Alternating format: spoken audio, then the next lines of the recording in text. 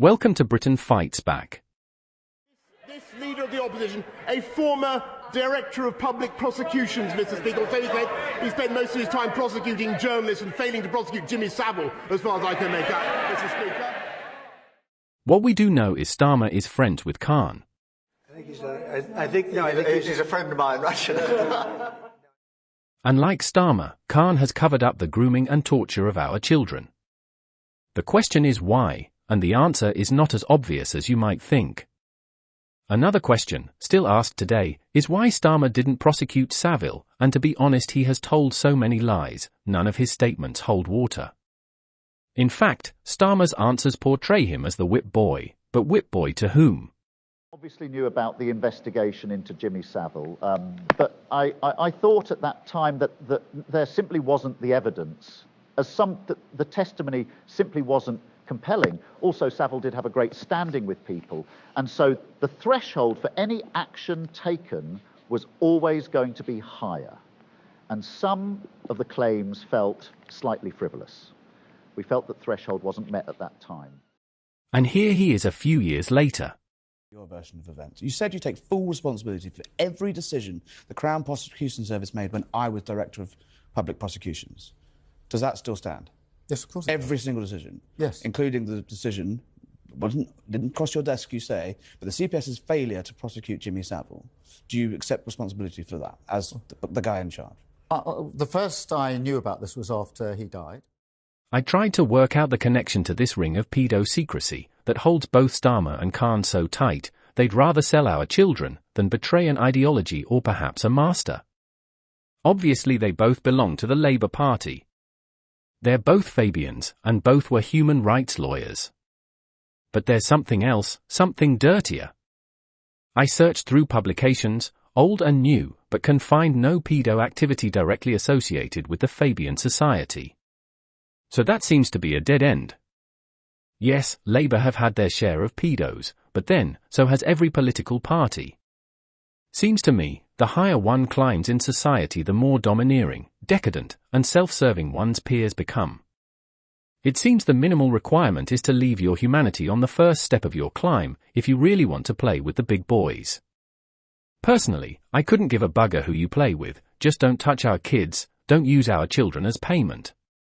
I wondered if the camaraderie of Freemasonry was to blame, and found that Sadiq Khan has refused to force Metropolitan Police officers to declare membership of the Freemasons, saying such a move would be illegal. Obviously it wouldn't be illegal, he's a liar. What would be illegal is if an officer turned a blind eye to criminal actions in order to protect his fellow Freemason. And Khan's refusal comes despite the Independent Police Complaints Commission revealing that it's now investigating whether Freemasonry played a part in South Yorkshire Police's handling of the Hillsborough Stadium disaster and subsequent cover-up. Certainly Khan's action on this looks suspicious and hopefully will be looked into by a non-member of Freemasonry at some point soon. The further I dug the more thick the air became, until I reached the depths of Jimmy Saville, whereupon the air became rancid and difficult to take in. Did Starmer know Saville? If this photo is to be believed, yes, he may have, briefly as a child. Certainly looks like Starmer as a kid, but that proves nothing. How would a child of that age remember the UK's most dangerous predator in recorded history, unless his parents were into selling their child for promotion into the social circles they craved to become a part of? Nope, it goes deeper than that.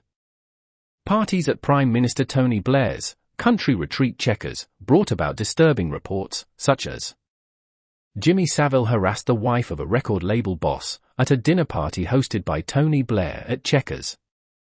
Alan McGee said he had wanted to punch Saville after he persistently chatted up and tried to kiss his wife Kate.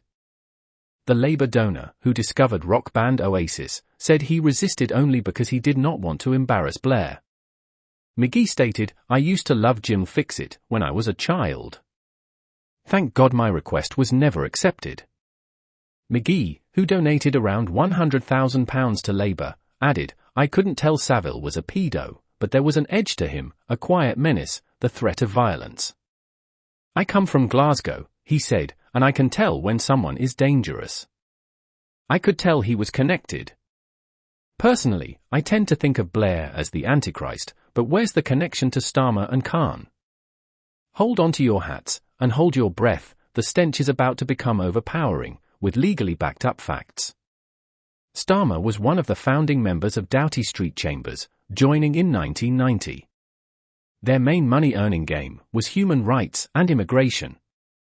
Tony Blair passed the European Court of Human Rights laws into British law on the 9th of November, 1998. Within months, Blair's human rights, money-hungry wife, and a few of her politically aligned friends had set up a new chamber of lawyers named the Matrix Chambers, specializing in human rights and immigration. Not a coincidence, obviously. Just a money grab for the Blairs at the expense of the British Constitution and our children's futures, their well-being, their dignity, their lives. While Blair could not pass his ultimate betrayal in law, so blatantly, as to give immigrants full access to British welfare payments, housing and NHS taxpayer care, Starmer could push the government to do so.